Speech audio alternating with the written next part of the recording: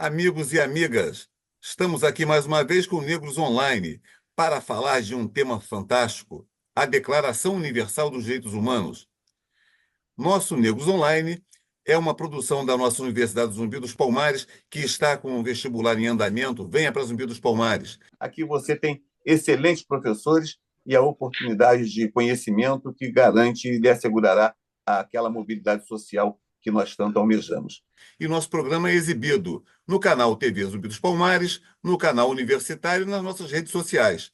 Dá lá o seu like e venha conosco. E para falar dessa data fantástica que foi declarada no dia 10 de dezembro de 1948, nós vamos falar aqui com dois professores, dois intelectuais fantásticos da nossa Zumbi dos Palmares, professor Marcos Antônio e professor Carlos Elias, para poder falar de um tema que, para nós, negros e negras, para toda a brasilidade, é um tema que trata daquilo de nosso dia a dia, né? Que trata do direito à vida, que trata do direito à liberdade, que trata do direito à igualdade, que trata do direito à dignidade, que trata do direito à moradia, do direito à segurança pessoal, do direito à não discriminação.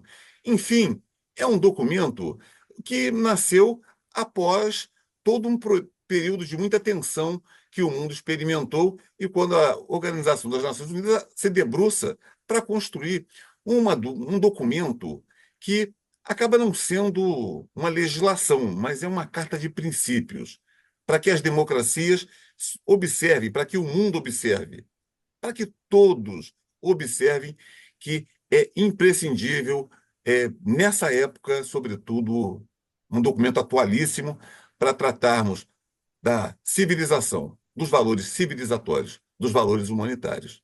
Para isso, nós vamos ter aqui, você sabe, aquele trato de feras para poder conversar com a gente sobre isso aqui no nosso Negros Online.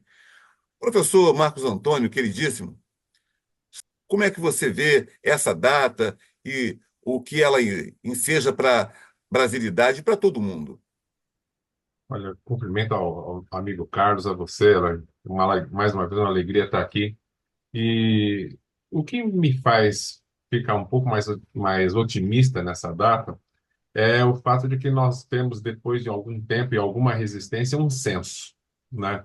O censo 2022 ele trouxe muitas informações importantes, relevantes o suficiente para mostrar onde estão e onde devem ser mais dirigidas as políticas públicas para mitigar essas desigualdades que nós temos no país.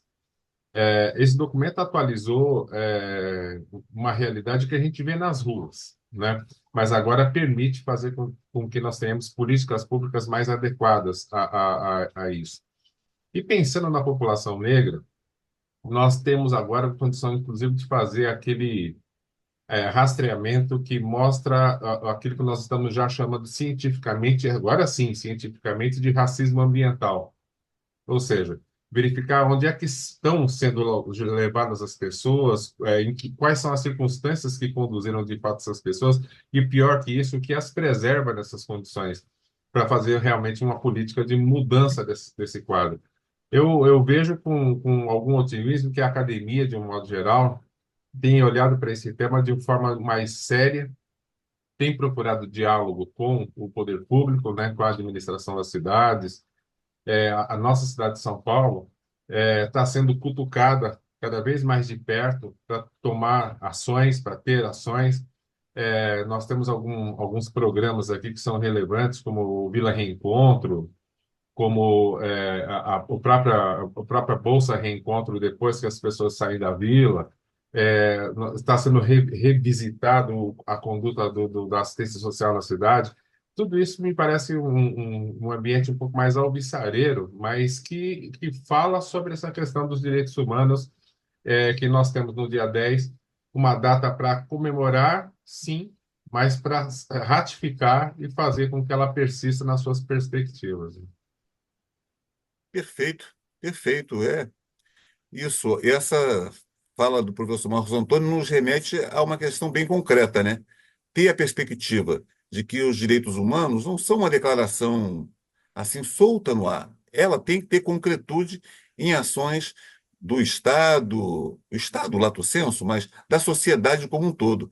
ações que deem concretude àqueles valores declarados naquela declaração.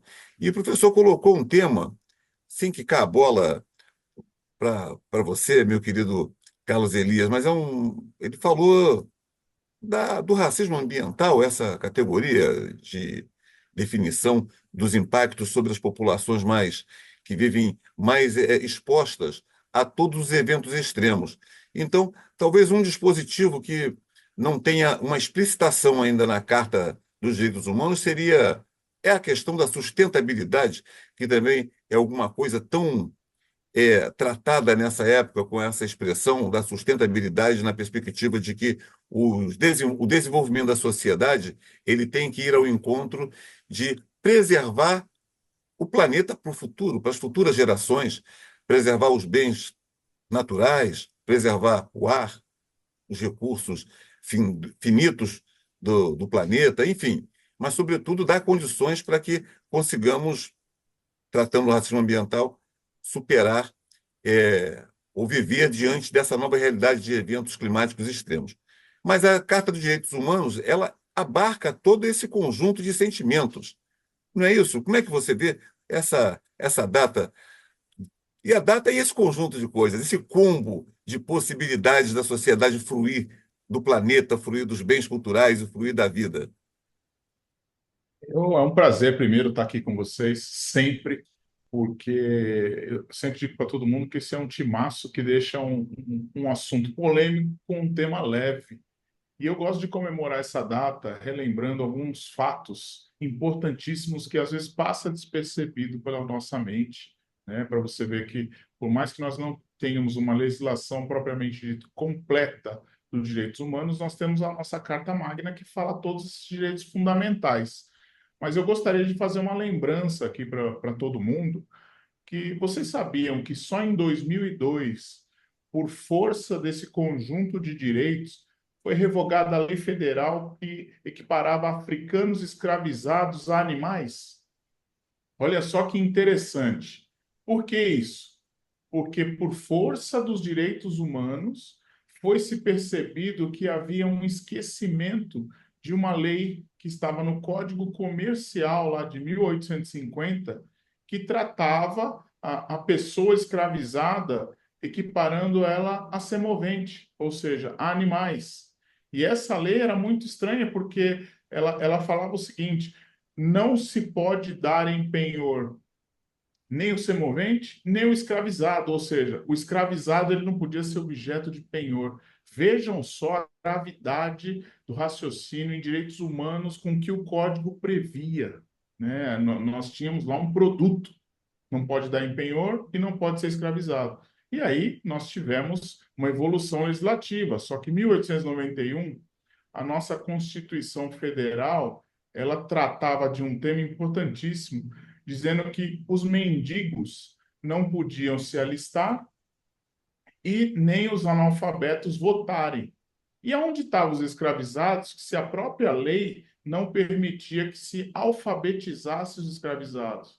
Vejam só o conjunto de raciocínio que fazia com a massa naquele momento. E aí nós tendo essa evolução hoje, de que nós temos uma gama de proteção de direitos humanos, que é o direito à vida, direito à proteção, direito à questão climática, que hoje nós estamos debatendo especificamente. Em 2002, nós temos uma lei federal que derruba a equiparação do africano escravizado a semovente. É um Olha, absurdo olha, como se esquecem das coisas, né? é, Então, é, é é bom atualizar o tema, porque aí a gente repara, né, que traz à baila isso não existia, não, estava no texto da lei de 1891, presente até 2002. Vocês têm dimensão do que nós estamos falando? Como o racismo opera? Ele opera também silenciosamente ali no texto da lei, não só na ofensa, não só no joelho pesado no pescoço de George Floyd, que inspirou tantos movimentos de defesa dos direitos humanos, não só na ofensa dos policiais que ainda teimam em tentar esconder as câmeras, mas não esquecem-se que outras câmeras os estão acompanhando. Então, é todo um conjunto de situações. É preciso que nós estejamos muito atentos em todos esses aspectos. Mas só para pegar um gancho no que o Carlos estava trazendo, no ano 2000, nós, na Câmara Municipal, instituímos a Comissão de Consolidação das Leis da cidade de São Paulo. E uma das leis que foram encontradas em vigor, né, e que, lógico, já foi tratada, é de que não era permitido transitar no centro da cidade de São Paulo a partir das 19 horas, desacompanhado de uma lanterna e um escravo. Oh, Era uma lei municipal, tá? Então, dá para entender muitos comportamentos que nós temos hoje e ainda são reminiscências dessa época, né? Mas veja, nesse momento em que nós estamos conversando aqui, está havendo uma revolução na Síria, nós estamos vendo a situação das pessoas na faixa de Gaza, nós estamos vendo as pessoas no sul do Líbano, nós estamos vendo o que acontece na Ucrânia, nós estamos vendo o que acontece na América Central, nós estamos vendo o risco, o medo que está se avizinhando com a posse do Donald Trump nos Estados Unidos para algumas comunidades latinas. Nós estamos vendo uma situação que a imprensa não tem divulgado muito, mas quem esteve lá, o Carlos é uma pessoa que eu tenho certeza que por trabalho visita com alguma assiduidade a Argentina, vê o que está acontecendo na periferia das províncias.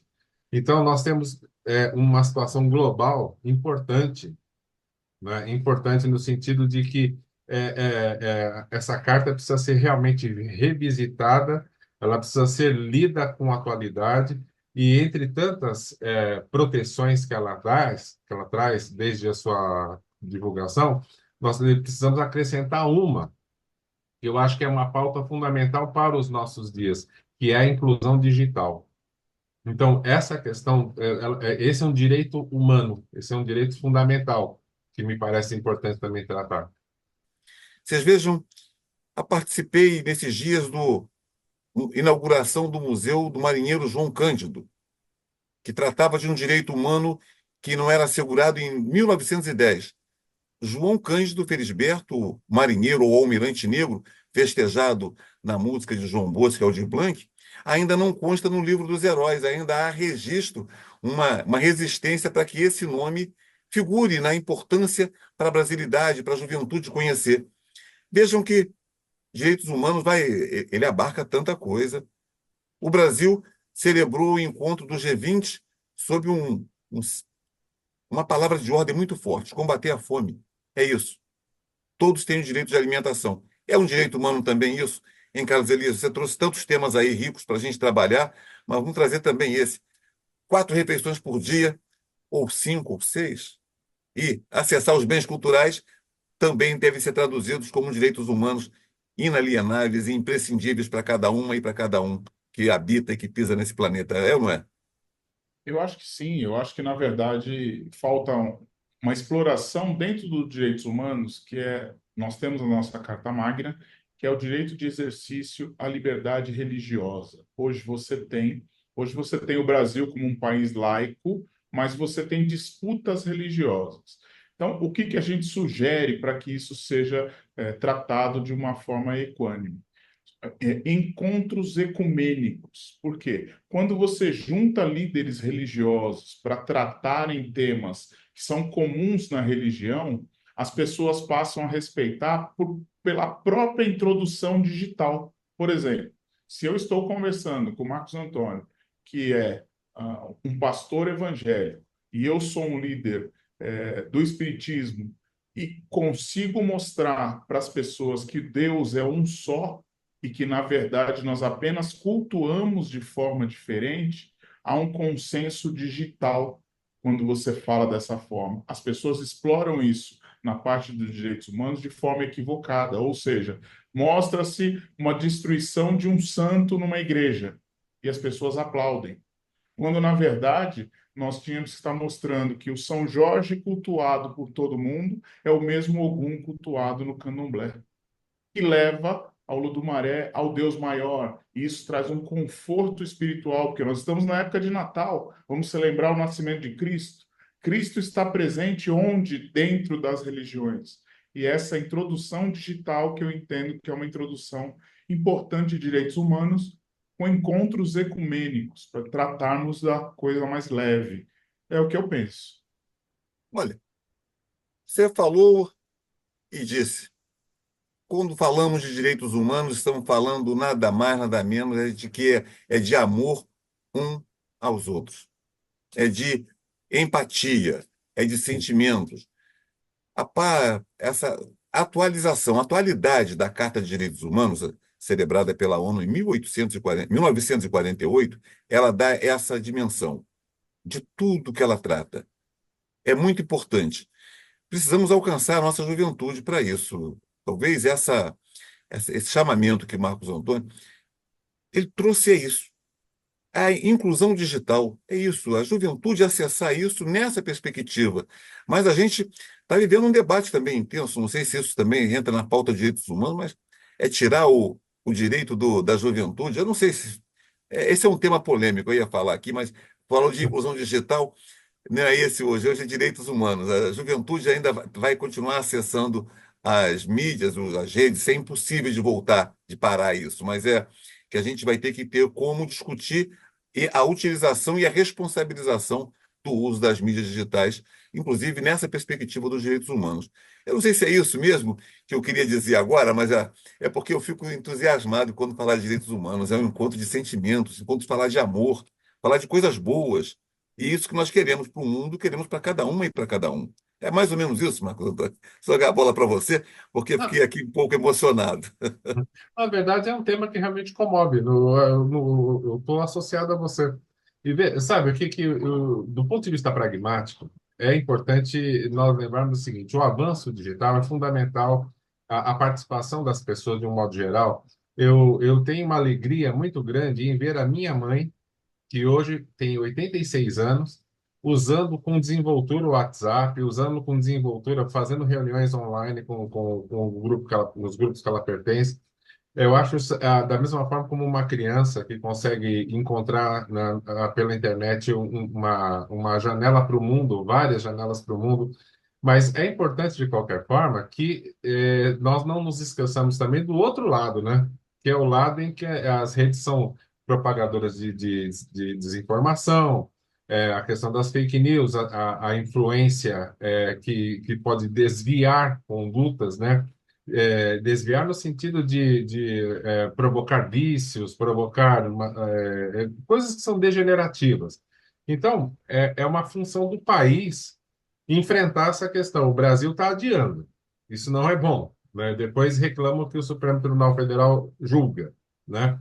Mas o ideal seria que o Congresso Nacional enfrentasse esse tema sem preconceito e olhar para uma questão de regulamentação das mídias, fazer realmente a responsabilização dos provedores, fazer com que esse cuidado não fique sob responsabilidade única da pessoa, muitas vezes incapaz, ou das famílias, ou dos responsáveis, que são os pais.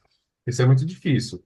Então, eu acho que nós devemos, como pensava Alberto Guedes, né, da janela lateral do meu quarto de dormir, né, tentar enxergar a internet enxergando o sol, né, enxergando uma bela paisagem. Mas tem que ter estado no meio disso aí, né?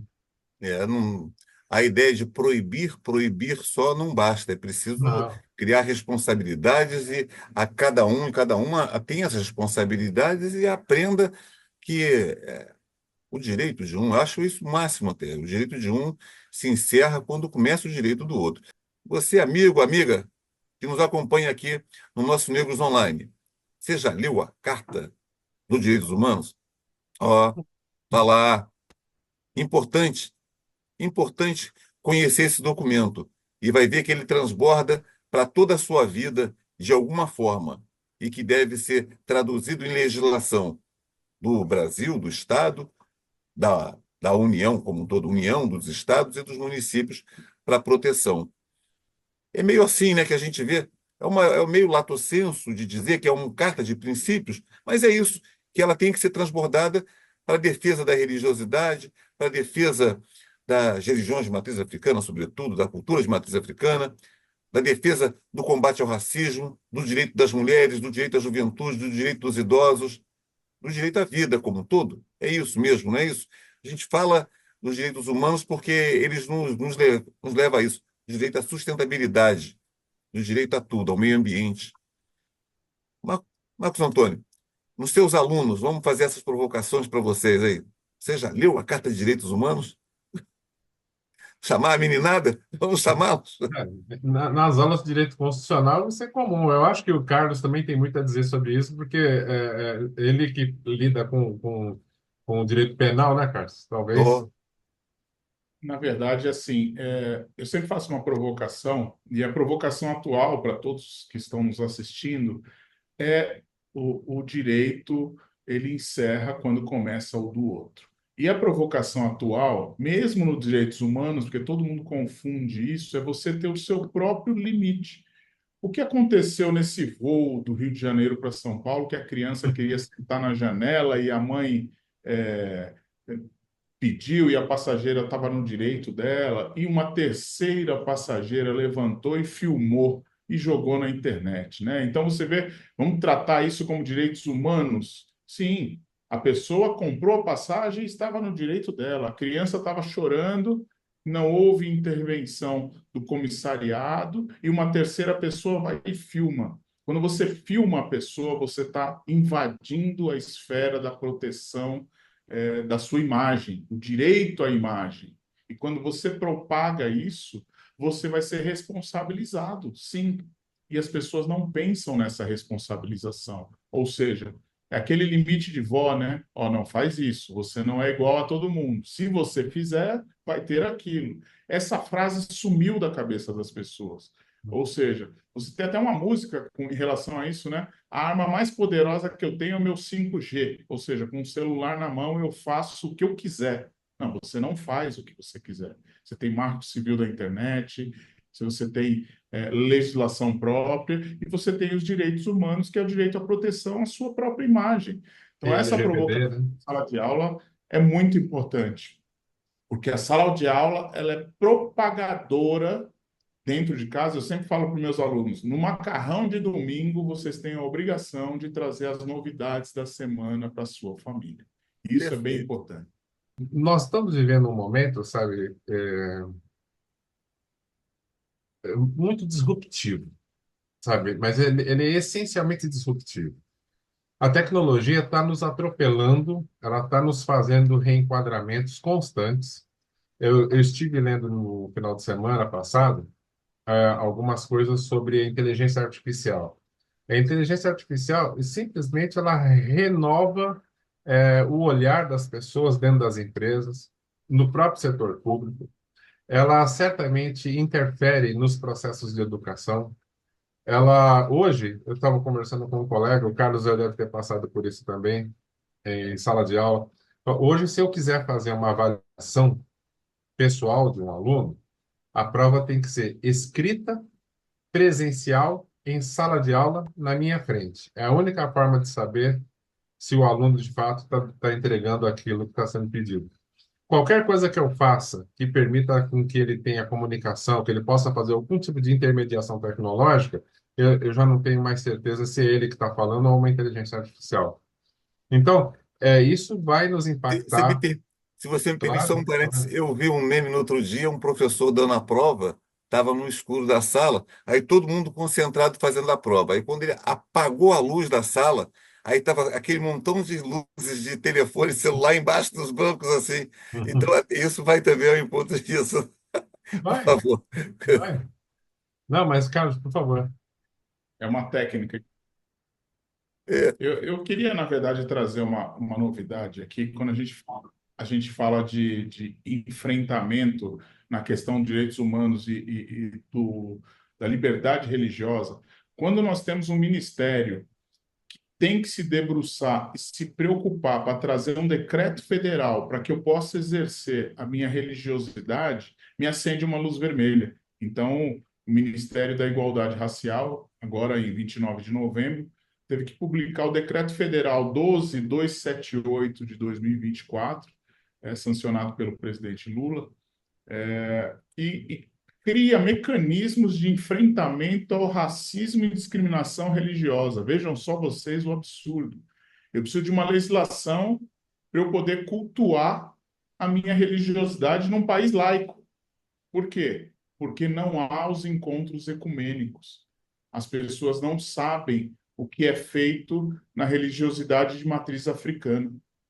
Então, isso é de uma extrema relevância. Eu até sugiro para esse time aqui, para a gente se debruçar sobre o assunto, porque o Ministério da Igualdade Racial tem feito isso de forma exemplar no governo Lula, e eu creio que a gente precisa de um programa para falar de situações como essa. E isso é direitos humanos.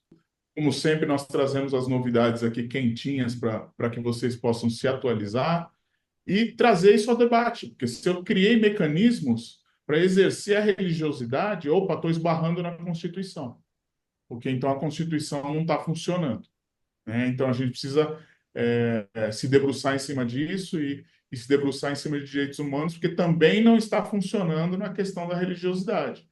Porque a partir do momento que eu tenho uma bancada religiosa dentro da nossa Câmara de Deputados, eu estou esbarrando em uma outra situação também. Então, isso fica de reflexão para a gente aí num próximo encontro nosso. É isso, amigos e amigas do Negros Online. Vamos encerrando nosso programa. E você vê, direitos humanos é para tudo. É para defender a vida, defender o seu direito ao trabalho, defender o seu direito à moradia, defender a sustentabilidade, defender o sentimento de uma sociedade bem justa, bem amiga, aonde a empatia seja o nosso legado para o futuro. Um abraço e até o nosso próximo Negros Online. Aqui, obrigado, professor Marcos Antônio, professor Carlos Elias e o nosso produtor, diretor e dirigir, Carlos Xavier. Um abraço.